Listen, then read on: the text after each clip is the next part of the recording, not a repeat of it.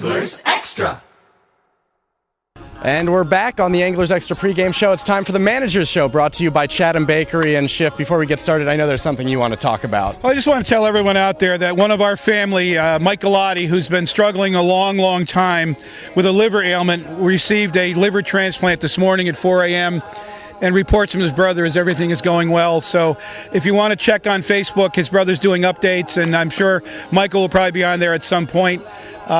Just say hi, send him his good wishes. He played for us back in the 90s. Outstanding young man who stayed in touch with the association, stayed in touch with me, and I'm really, really happy for him. It's been a long, long struggle, and it looks like he's on the way back now. So if you get a chance, drop him a note on Facebook.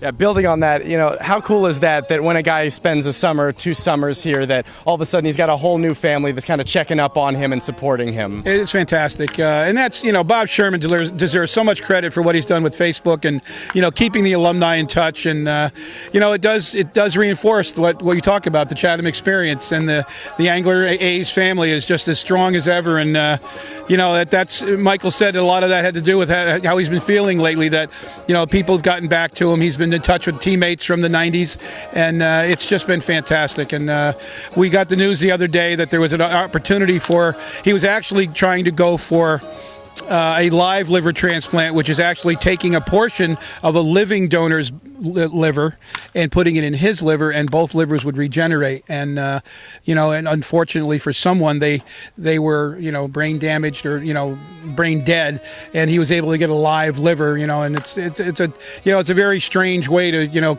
celebrate our buddy when someone else has had such a misfortune. But things happen for a reason, and we're really, really happy for Mike. We're happy for him, and we got a whole new group of guys in the Angler family this year, and they're off to a great start. Last night, Hyannis made 5 errors, but it seems like any time other teams make mistakes, you guys are taking advantage of them. What is it that the team's doing so well? Well, it's playing baseball. You have to do that. If you don't, you're missing an opportunity, because in this league, runs are so scarce, and they're at such a premium. If the other team is going to give you an extra base, you've got to take advantage of it, because you may not get an opportunity again. And luckily, we're really doing that, and that's, it makes us as a coaching staff very happy. How impressed are you with this offense early in the season? It's always a pitcher's league, especially with the balls going back to normal. But even 6 games in, your team's already putting up a lot of hits on the board. How impressed are you with that? We're very impressed. And, I did try to impress on them after the game, embrace it, because, this sooner or later, this might come, this might be not as easy as it looks right now. And we need to maintain our work ethic. We need to maintain quality at-bats. Don't think this is easy. It isn't. It's the Cape Cod League. And I think they got my message that they need to continue to work, and I think they have, and I think they will. But, this is fun. I mean, it's really a lot of fun to see all the hard work that the guys are the coaching staff's putting in on every aspect, to see it all come out pretty well.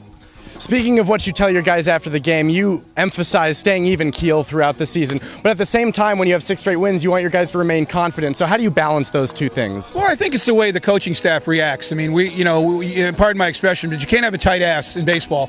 And, we keep it loose. If things go bad, which luckily not that many things have gone bad, it's not the worst thing in the world.